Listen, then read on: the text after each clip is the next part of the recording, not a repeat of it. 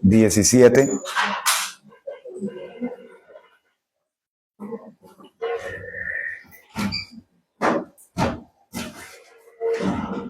Y es un texto que todos conocemos,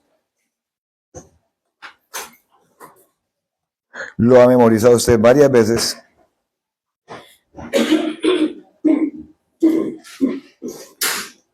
Y dice la palabra de Dios allí, dice, toda la escritura es inspirada por Dios y útil para enseñar, para redarguir, para corregir, para instruir en justicia, a fin de que el hombre de Dios sea perfecto, enteramente preparado para toda buena obra. Vamos a orar. Señor, oramos en esta mañana para darte infinitas gracias por este privilegio que nos das de reunirnos.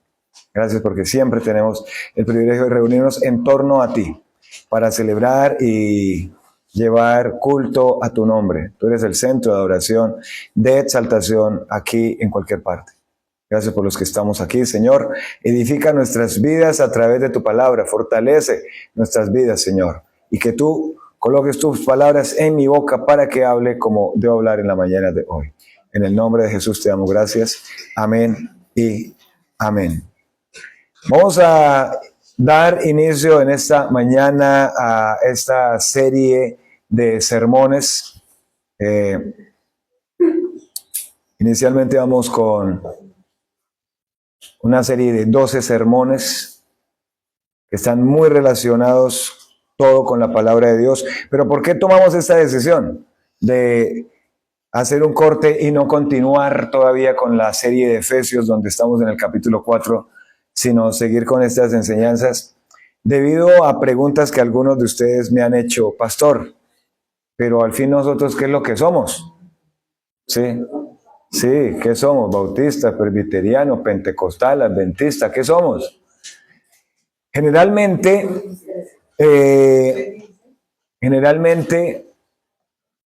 durante muchos años enseñando la palabra de Dios, nunca he dicho, haciendo una proclamación, es que somos esto, somos esta línea. No, realmente no lo hemos hecho así. Pero sí, en las enseñanzas que se han dado durante más de 10, 15, 20 años, hemos compartido la línea de enseñanzas de la línea doctrinal que compartimos. Pero claro, nada más y nada menos, pues nos hemos adherido por muchos años a la palabra de Dios, pero a una confesión de fe. Y los invito a que esto quede bien claro antes de ir a esta lección número 1. Nos hemos adherido a una confesión de fe. ¿Qué es una confesión de fe? Es ahí donde vamos a partir. Una confesión de fe es un resumen ordenado de doctrinas bíblicas. Escúcheme bien. Una confesión de fe es un resumen ordenado de doctrinas bíblicas.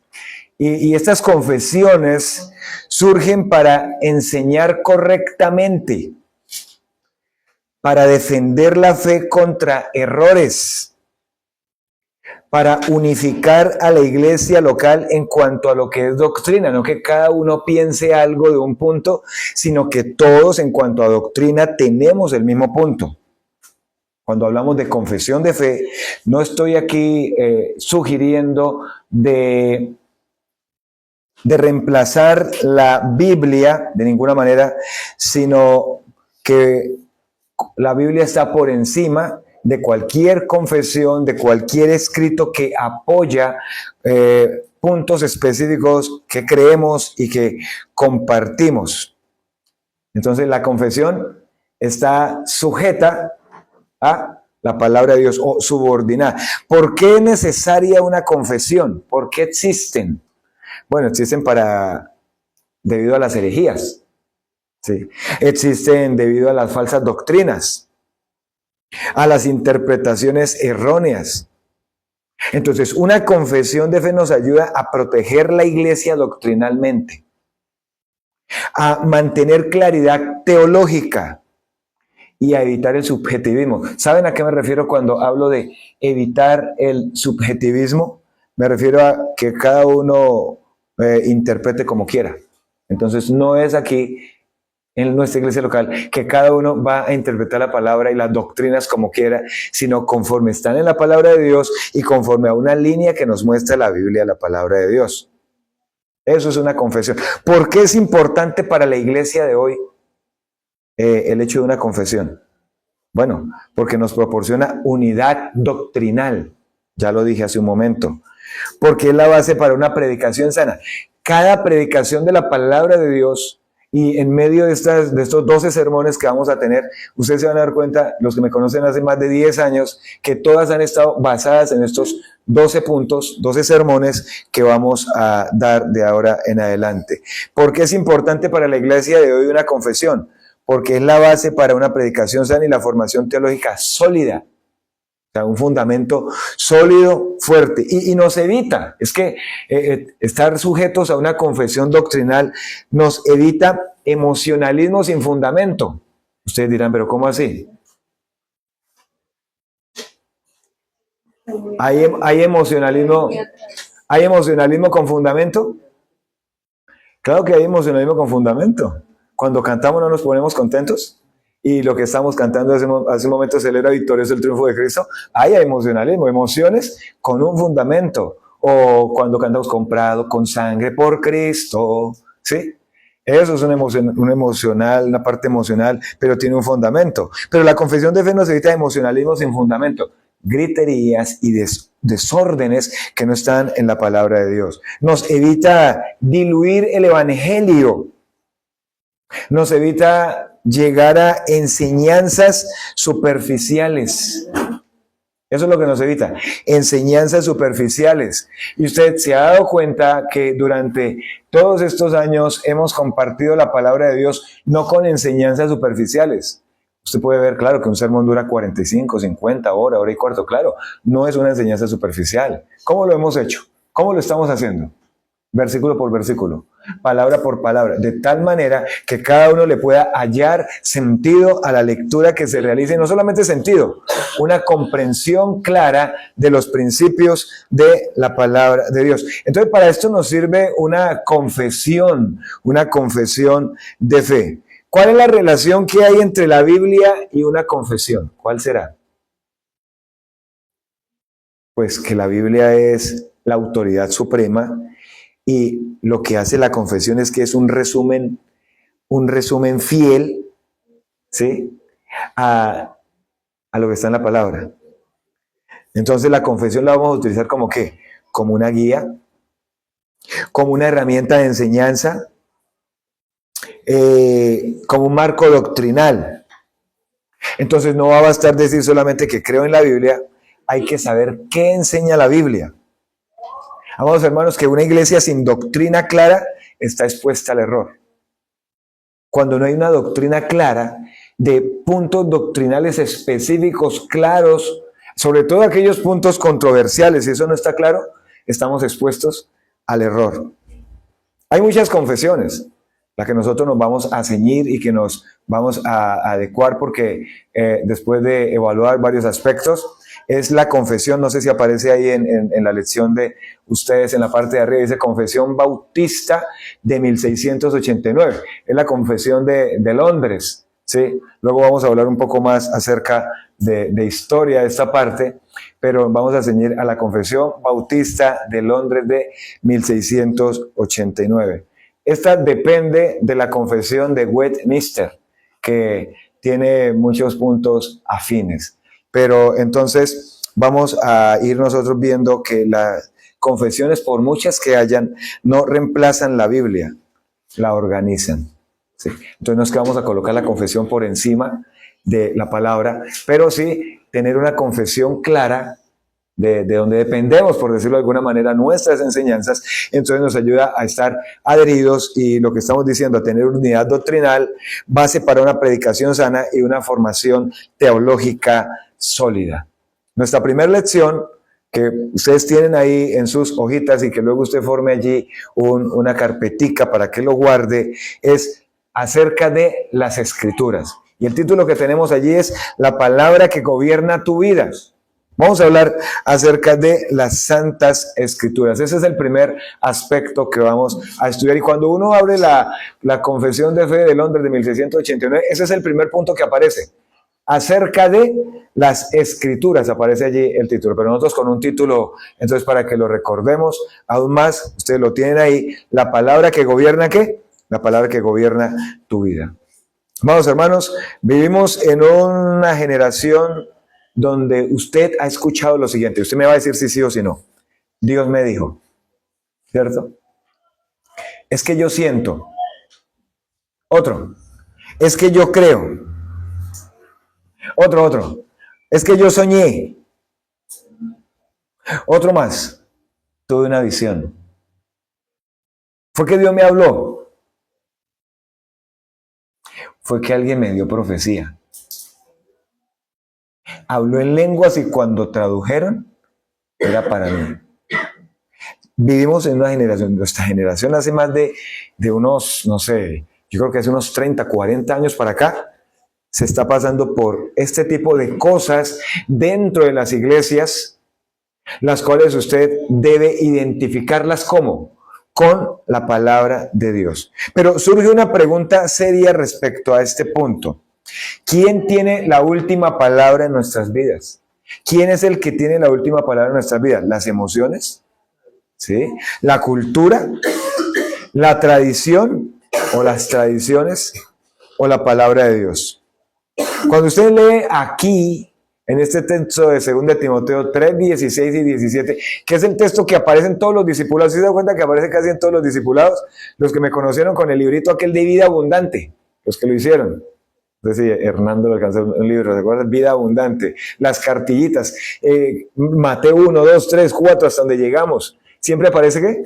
2 Timoteo 3, 16, 17. Es que es un texto muy claro para hablar acerca de la importancia de la palabra de Dios. Y allí Pablo le está escribiendo a Timoteo y no le está diciendo, Timoteo, confía en lo que sientes, confía en lo que soñaste, confía en las visiones que estás teniendo. No, sino le está diciendo, ¿confía en qué? En las Escrituras. ¿Confiar en qué? En las Escrituras. Vamos a mirar allí en 2 de Pedro, capítulo... 2 de Pedro.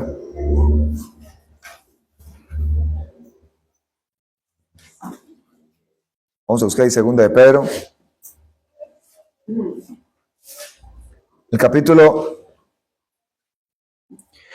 1, versículo 19.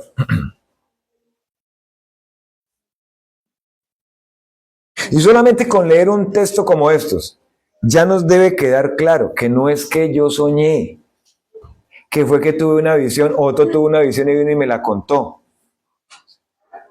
o que me declararon, o que me profetizaron. Vea lo que dice este texto. Tenemos, 2 de Pedro 1:19, ¿cierto? Tenemos también la palabra profética más segura. Venga, ¿cuál es la palabra profética más segura? Aquí va. Dice, a la cual hacéis bien en estar atentos, como a una antorcha que alumbra en lugar oscuro, hasta que el día esclarezca y el lucero de la mañana salga en vuestros corazones. Pero unámoslo con el versículo 20 y 21. Entendiendo primero esto, que ninguna profecía de la Escritura es de interpretación privada, porque nunca la profecía fue traída por voluntad humana. ¿Sí ve? Que Dios me dijo. No, nunca fue traída por voluntad humana, sino que los santos hombres de Dios, ¿qué hicieron? Hablaron siendo inspirados por el Espíritu Santo. Este versículo también sale en los discipulados. ¿Sí? Pero ¿cuál es la palabra profética más segura? El que se acostó anoche y soñó, o el que se para y le hace en fila para que le diga al oído algo. ¿Esa es la palabra profética más segura? No, la palabra profética más segura es la Biblia, la palabra de Dios, 2 Timoteo 3, 16 y 17, que es el texto que usted tiene ahí. Toda la Escritura es inspirada y es útil. Y ella es la que sirve. Ese es el mensaje de Dios para nosotros. Cualquiera que va a oír este sermón después por YouTube va a estar preguntando, ¿y entonces por qué antes sí? Precisamente, antes sí. Antes sí por visiones, antes sí por sueños, antes sí por apariciones y revelaciones. ¿Pero por qué antes sí? Porque el canon de las Escrituras aún no estaba completado, no estaba completo. Pero cuando el canon de las Escrituras, que termina en Apocalipsis, se terminó, se completó, ya no hubo más necesidad de visiones, sueños, revelaciones, apariciones, voces, ¿sí? Profecías, no, porque ya tenemos ¿qué? Lo tiene usted, 2 Timoteo 3, 16 y 17. Toda la Escritura es que toda la Escritura. La palabra profética más segura, ¿cuál es? La palabra de Dios. Cuando usted lee Hebreos capítulo 1, versículo 1 al 4, dice, en el pasado Dios nos habló por medio de los profetas, pero en los posteriores tiempos nos ha hablado por medio de ¿quién? Por medio de su Hijo Jesucristo. ¿Y Jesucristo es qué? La palabra de Dios. En el principio era el verbo, Juan 1:1, ¿cierto? Y el verbo era con Dios, y el verbo era Dios, y todas las cosas por Él fueron hechas, y nada de lo que existe ha sido hecho, sino es por la palabra de Él. Entonces hoy Dios nos habla por dónde, hacer por medio de su palabra. Entonces la palabra de Dios, toda la Escritura es inspirada por Dios, no es simplemente decir es que es útil, es que sí, es que sirve. No, es suficiente para formar completamente al creyente. Para formar completamente al creyente. Usted no necesita más libros. Pero usted dirá, pero nosotros hemos visto al pastor con... Sí, claro, como la confesión. Pero la confesión, ¿qué les dije hace un momento? ¿Es una qué? ¿Es un resumen? Está dependiendo de la palabra de Dios. Y claro, utilizamos atlas, geografía bíblica, libros que hablan del griego, del hebreo, del Antiguo y Nuevo Testamento. Claro, pero no están por encima. No están por encima de la Biblia. La Biblia es la palabra de Dios. Además, esos libros, ¿de qué me están hablando? De la Biblia, la palabra de Dios. Vamos al primer punto que nos nombra este texto, y es que la Escritura es inspirada por Dios. Toda la Escritura es inspirada por Dios. La palabra inspirada, ojo para que vayan allí en su lección. La palabra inspirada quiere decir, ¿qué es eso? Ajá, soplada por Dios. Y cuando la palabra de Dios fue escrita, ¿la escribieron quiénes? Unos hombres, ¿cierto? La escribieron unos hombres. La escribieron unos hombres. Y como acabamos de leer ahí en 1 de Pedro 1, 19 y 20, esos hombres hablaron siendo inspirados por el Espíritu Santo. ¿Y cómo los inspiró Dios? Vea, para que completemos. ¿Cómo los inspiró Dios? Les habló por medio de qué? Para hacerse entender. Sueños, visiones, revelaciones, apariciones. ¿Sí? De esa manera. Era que el Espíritu Santo les hablaba. Para que ellos escribieran lo que ellos querían. No, lo que Dios decía para que escribieran. Muy seguramente podemos pensar en esta mañana que alguno de ellos tal vez no entendía lo que estaba escribiendo. ¿Sí? O no lo entendía totalmente. Pero escribían las palabras de Dios. Eso que la palabra de Dios es inspirada, soplada, colocada por Dios en la mente de unas personas. ¿Quiénes fueron esas personas que escribieron la palabra? A ver, ¿quiénes fueron esas personas? Siempre me dicen, y usted ya no deben responder eso, siempre me dicen que los apóstoles. Los profetas. Ah, los profetas. Eso lo vimos ya lo estudiamos. Los profetas. ¿Cuántos profetas? 40. Claro, 40 profetas. Se estuvo en esa lección. 40 profetas, muy bien. ¿Sí? Y fueron inspirados. Uno dice, bueno, son 66 libros por los profetas, ¿cierto? Por los profetas, ¿sí? Y escribieron de ellos mismos. No, nunca vino por inspiración privada. Siempre habrán siendo inspirados por el Espíritu Santo. O sea que la palabra de Dios no es producto humano. Dios es su autor desde el inicio hasta el final. Cuando usted abre su Biblia, entonces encuentra el Antiguo Testamento, encuentra el Nuevo Testamento, ¿sí? ¿Y qué encuentra el Antiguo Testamento? 39 libros. En el Nuevo encuentra 27 libros. Todos inspirados, desde Génesis hasta Apocalipsis. ¿Cuál es el último libro del Antiguo Testamento? Malaquías, ¿cierto? Malaquías, ¿sí? Y el primero del Nuevo es ¿qué? Mateo. Y el último, Apocalipsis. Todos inspirados. No es producto humano. Dios es su autor final. no contiene la palabra de Dios. Es la palabra de Dios. Ojo, la escritura no contiene, es la palabra de Dios. Y cuando decimos eso, ¿qué implica esto? Que cuando usted lee la Biblia y cuando usted la ha leído tantas veces, Dios habla en la escritura. Es Dios el que le está hablando. No necesitamos, como personas que dicen hoy día, es que yo estoy esperando que Dios me hable. ¿Pero cómo así? Alguna vez pasa una hermana al frente en la iglesia donde yo nací. Yo estaba en, no sé, tal vez en el primer año y medio del instituto. Y pasa toda contenta. Y da un testimonio diciendo lo que Dios me habló, y lloraba. No me reí, a mí me dio tristeza. Bueno, yo apenas era un estudiante, pero me dio mucha tristeza. Que Dios me habló, y ella seguía explicando la manera como Dios le había hablado. ¿Sí? Y que ella sintió en su oído la voz de Dios. ¿Será que Dios nos habla hoy así? Ahora, entonces si fuera así, ¿por qué le habla a unos sí y a otros no? No, no es así. Dios no habla de esa manera.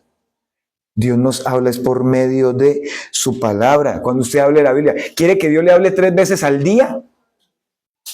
Lea la Biblia ¿cuándo?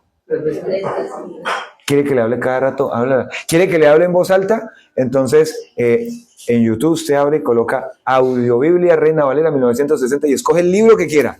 Y le sube volumen a ese bafle y ahí Dios le va a hablar en voz alta. ¿Sí? Pero no hay voces, no hay más sueños, no hay más visiones, no hay más apariciones. Cuando usted abre su Biblia, lo que usted está abriendo es la palabra de Dios. ¿Y qué implica esto? Que Dios habla en la Escritura. Entonces, por lo tanto, cuando Dios habla en la Escritura, usted no puede ignorar lo que la palabra de Dios le está diciendo. Usted no lo puede modificar. Usted no lo puede, algo que está de moda, relativizar. ¿Pero qué es eso? ¿Qué es eso de relativizar? Relativizar algo es tratarlo como dependiente del contexto de la percepción del individuo. Entonces usted lo lee y depende la interpretación que usted le quiera dar. Y eso pasa seguido. Yo estoy en un contexto de lunes a viernes donde escucho personas que toman un librito y es interesante que cada uno le da su interpretación. Ese es el trabajo que hago allá en ese lugar. Obviamente, cuando me corresponde, pues saco mi Biblia. A veces utilizo el librito, utilizo el texto que hay ahí. Pero es interesante ver la relativización que hacen las personas de la palabra de Dios. O sea, conforme le parezca su interpretación, eso es. Y cada uno le da una interpretación diferente. ¿Qué quiero decir con eso? Que cuando alguien relativiza la palabra de Dios, es como si estuviera diciendo, eso era verdad antes, pero ya no aplica. Relativizar quiere decir, cada quien lo interpreta a su manera, o depende de lo que yo sienta o piense en el momento que lo estoy leyendo. Es un enfoque muy unido al relativismo actual, que sostiene entonces lo siguiente, que no hay verdades absolutas. Eso es lo que hace el relativismo. No hay verdades absolutas. O sea, eso fue para el tiempo bíblico, pero no para nuestro tiempo. Decir que no hay verdades absolutas, partimos de un hecho, entonces es decir que Dios no existe tampoco. Entonces, cuidado con personas que le llegan, no, y es que también tiene la Biblia, y es que carga la Biblia y vino y me la leyó en la casa, pero le está dando su propia interpretación. No, la Biblia se interpreta además a sí misma y tiene una sola interpretación y usted no la puede modificar, no la puede relativizar. Por ejemplo, los que relativizan la palabra tienen esto en mente. El pecado depende de cada cultura. Es decir, si algo es pecado por allá en Japón, si lo hago acá, aquí no es pecado. ¿Será cierto? Eso. O, por ejemplo, las enseñanzas morales de la Biblia ya no aplican hoy. No, eso era para ellos. Nosotros hoy vivimos libres y tenemos que labrarnos nuestro camino a Dios. Eso es lo que dice la gente. Los he escuchado, los hemos de labrarnos. Nosotros mismos nos trazamos nuestro camino. Pero eso es lo que hace el relativismo. Eso es lo que hace esa teoría. ¿Sí? usted interpreta como quiere, y eso lleva a ¿qué? A diluir el evangelio. Y eso ha llevado a que se infiltren muchas iglesias, llámelo como usted quiera. Usted lo puede llamar Dios, usted lo puede llamar Jehová, usted lo puede llamar Alá, usted lo puede llamar Siddhartha, usted lo puede llamar como quiera, igual es un Dios que lo está escuchando. Olvídese, mentira, falso, usted tiene que tener mucho cuidado con ese tipo de enseñanza y ese tipo de predicaciones. Imagínese usted recibir una carta firmada directamente por Dios. ¿Usted la trataría como una opinión más? Ojo, que usted supiera que es una carta por Dios, que está guardada por muchos años y se la entregan. ¿Usted la trataría como una opinión más? No, usted diría, no, esta es la palabra de Dios. Pero lo que muchos hacen con la Biblia es tratarla como una simple opinión. ¿Usted cómo lee la Biblia? ¿Como la voz de Dios o como una rutina religiosa? ¿Usted la obedece o solo la escucha? ¿Qué hace usted cuando viene al culto? ¿Qué hace usted cuando compartimos en oración o cuando tenemos algo de discipulado en la vigilia que hacemos de oración, que compartimos la palabra? ¿Usted solamente la escucha o realmente la obedece? Santiago 1:22, para que lo recordemos.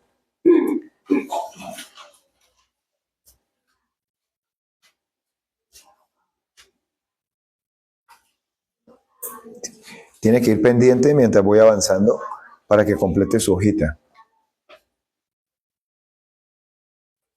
Santiago 1:22.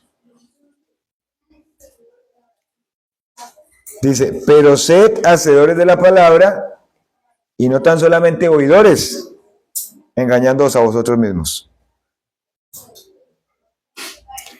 Pero no basta con oír el mensaje, dice la versión Dios habla hoy. Hay que ponerlo en práctica, pues de lo contrario se estarían engañando ustedes mismos. La Nueva Traducción Viviente dice, no solo escuchen la palabra de Dios, tienen que ponerla en práctica. De lo contrario solamente se engañan a sí mismos. La palabra de Dios para todos dice, pero no es suficiente con solo oír el mensaje de Dios. Hay que obedecerlo. Si solo lo oyen, sin hacer lo que se dice, se están engañando ustedes mismos. Y la traducción lenguaje actual dice, obedezcan el mensaje de Dios. Si lo escuchan pero no lo obedecen, se engañan a ustedes mismos y les pasará lo mismo que a quien se mira en un espejo. Tan pronto como se va, se le olvida cómo era. ¿Usted solamente está escuchando la palabra o la está obedeciendo? El primer aspecto que estamos viendo acá es que la escritura es inspirada por... Vamos al segundo.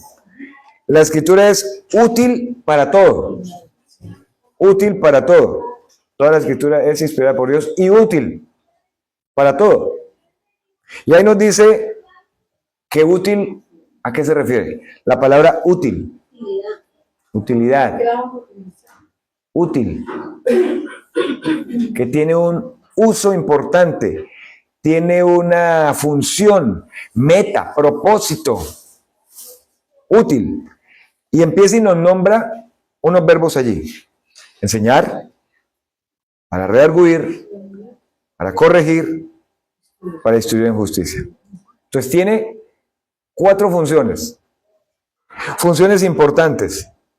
Y cuando habla de que es útil para enseñar, habla de enseñar doctrina. Útil para enseñar doctrina. O sea, nos dice lo que es verdad. Nos dice lo que es verdad. ¿Útil para qué más? Para redarguir. ¿Saben que la palabra redarguir casi siempre presenta una confusión para definirla, ¿no? Y la palabra redarguir habla de redarguir la conciencia y reprende, habla de reprensión. Nos muestra que está mal. Y siempre la palabra de Dios nos va a mostrar que está mal. Otro. Corregir. Cuando algo necesita corrección. Especialmente, ¿qué? El corazón. ¿Sí? Corregir, enderezar, corregir, volver al camino correcto. Por último, instruir en justicia. Este es interesantísimo, como los otros 3. Instruir en justicia, que nos forma en santidad. Nos entrena para la santidad, para la justicia. Es un proceso completo que hace la palabra de Dios. En nuestra mente, en nuestro corazón, en nuestra conducta. ¿Recuerdan ustedes cómo el Señor hablaba de amar al prójimo? ¿Con toda tu qué? Claro. Y es que cuando la palabra de Dios, dependemos de la palabra, afianzamos nuestra vida en la palabra de Dios, pues entonces transforma nuestra mente.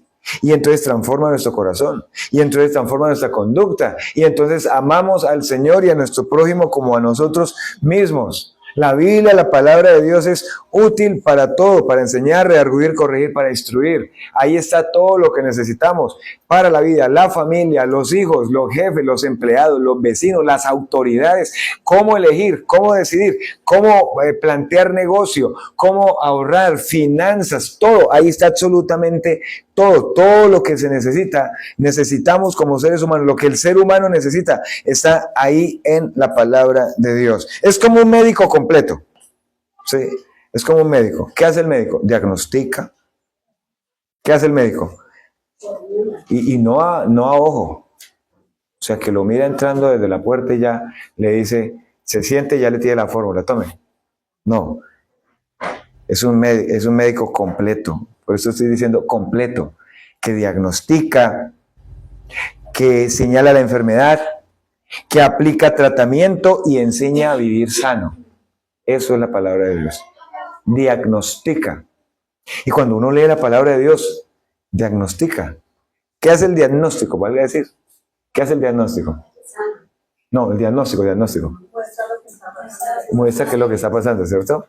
Entonces hay un diagnóstico, después obviamente, de del triaje, pasa, va a la prueba de sangre, las pruebas que tenga, la radiografía, lo que tenga, viene y el médico entonces evalúa, ¿cierto?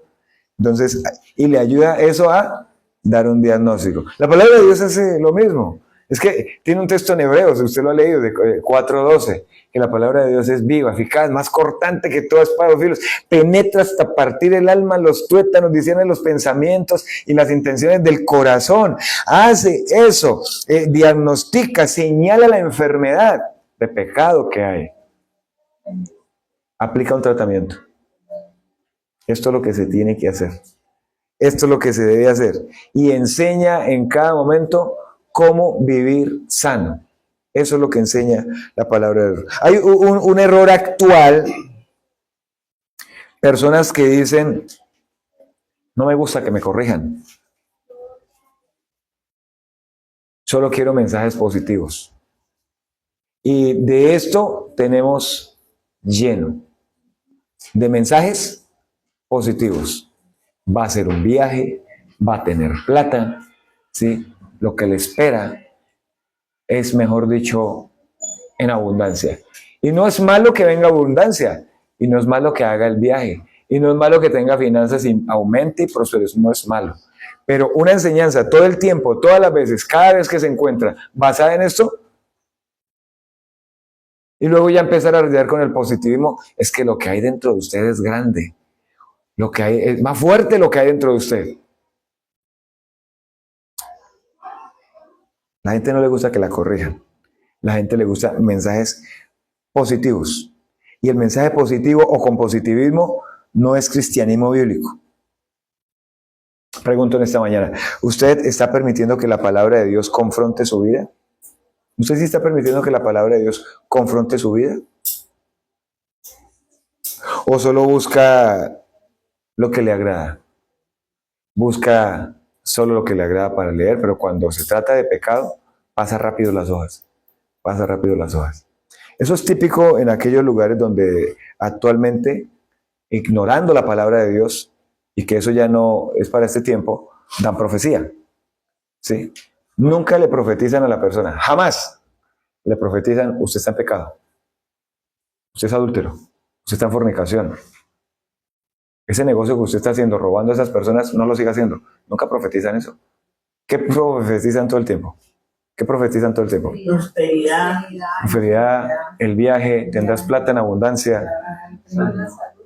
Salud, mejor dicho. No hay problemas. Es más, si usted en esos grupos llega a tener un problema, Entonces, usted tiene algún problema, ¿verdad?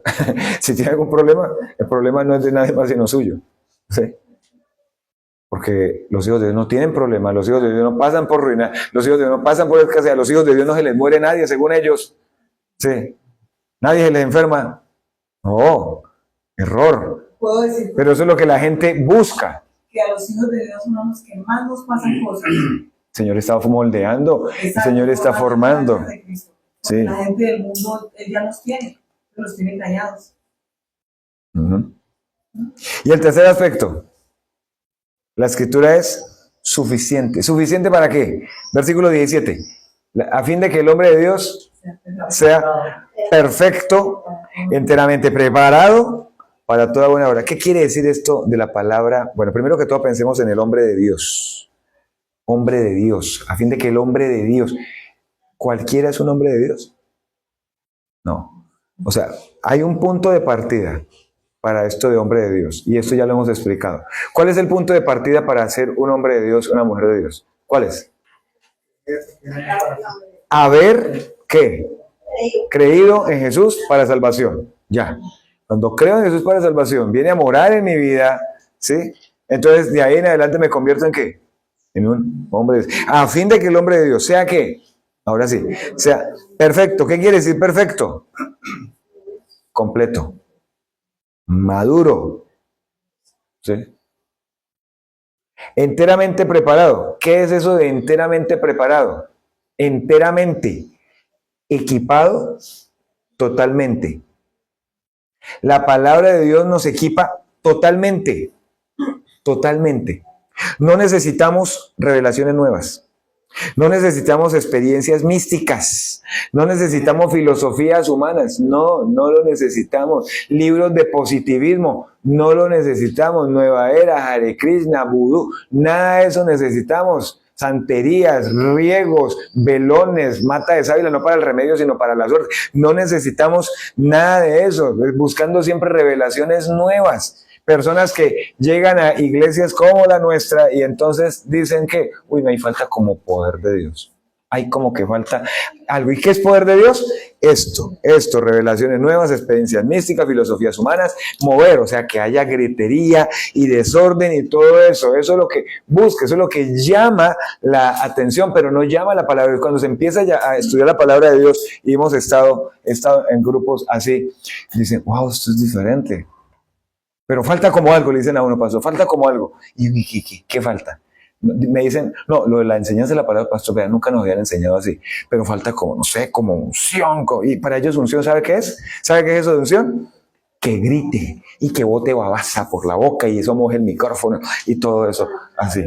Sí, pero no, señores, no, la Biblia, vuelvo y repito, y este es el primer aspecto en este primer sermón de esta serie, la Biblia es suficiente. Hay un error peligroso cuando alguien dice lo siguiente, cuando alguien dice, la Biblia no es suficiente para mi problema, escuche, cuando alguien dice, es que la Biblia, la palabra de Dios no es suficiente para mi problema, está diciendo de manera indirecta, Dios no es suficiente. No, es que si la Biblia no le sirve a su problema, ¿qué le sirve? Y sí, me he encontrado personas, los he tenido al frente mío, sí señor, me han dicho, me va a dar un consejo, pastor, aconséjeme, pero no me hable de la Biblia. Entonces yo guardo y le digo, pues no tenemos nada de qué hablar. Absolutamente, no podemos hablar de nada. Si se trata de consejo, no le voy a hablar de otra cosa más sino de la Biblia. Ah, es que usted siempre habla de la Biblia, pero ¿qué más quiere que le hable? De la Biblia. Es que hay tantos temas. Yo le digo, pero todo empieza y termina en Dios. Todos los temas, políticos, sociales, económicos, culturales, todo lo que se ve, comienza y termina en Dios, en la palabra. La Biblia es suficiente. Y cuando una persona dice la Biblia no es suficiente, entonces está diciendo Dios no es suficiente. Y cuando dice no es suficiente para mi problema, esta situación en la que estoy viviendo, estoy atravesando, está diciendo Dios no es suficiente. Un soldado completamente equipado no necesita armas extras. Los que han ido al ejército o los que conocen un ejército, si está completamente equipado ese grupo de soldados, no van a necesitar armas extras. Y el problema no es falta de recursos. ¿Saben cuál es el problema? Es que no se usan los que ya se tienen. El Señor nos nombra en el Nuevo Testamento como buenos soldados de Jesucristo. ¿Y nos ha provisto herramientas o no? ¿Sí nos ha provisto herramientas? Si han leído por allá en 2 Corintios capítulo 10, habla de las armas de nuestra milicia. Y Pablo a Timoteo le dice, como buen soldado ¿de quién? De Jesucristo.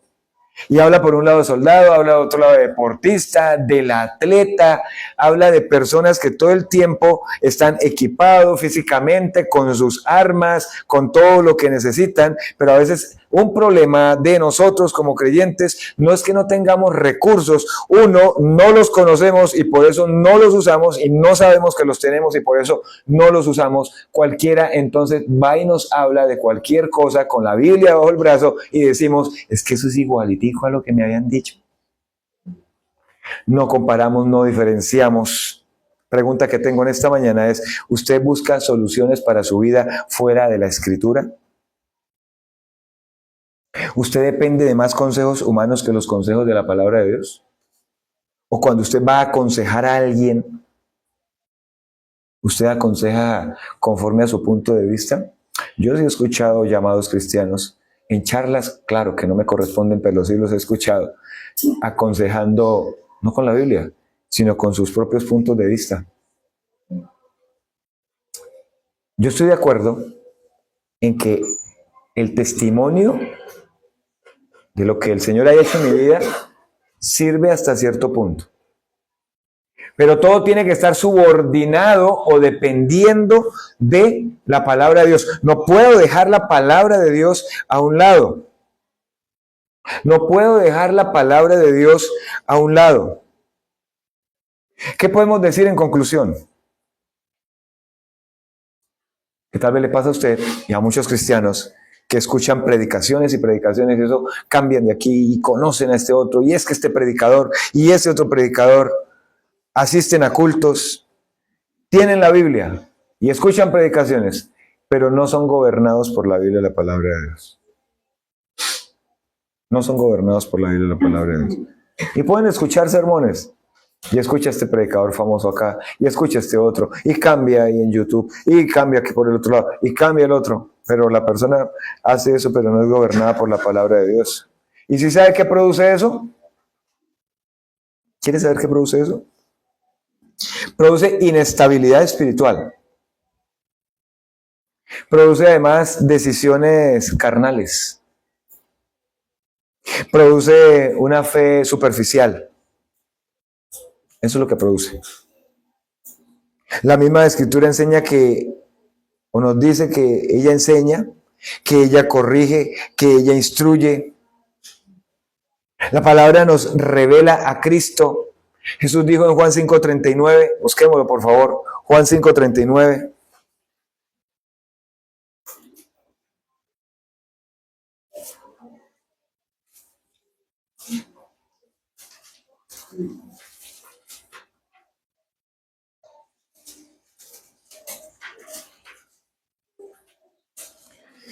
Escudriñad las Escrituras, porque a vosotros os parece que en ellas tenéis la vida eterna y ellas son las que dan testimonio de mí.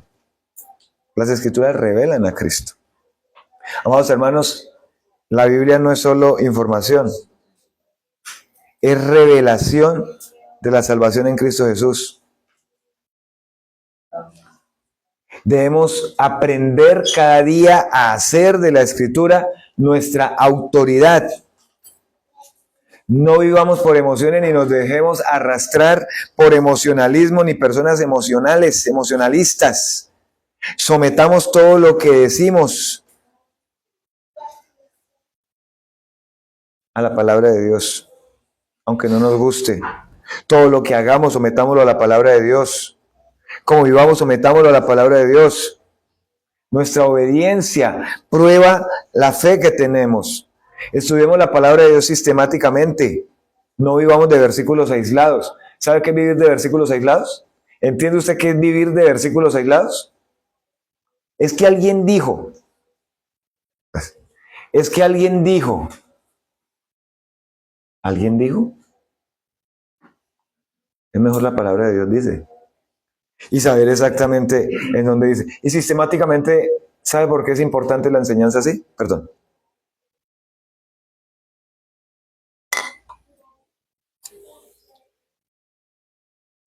La enseñanza sistemática es la que practicamos en nuestra iglesia.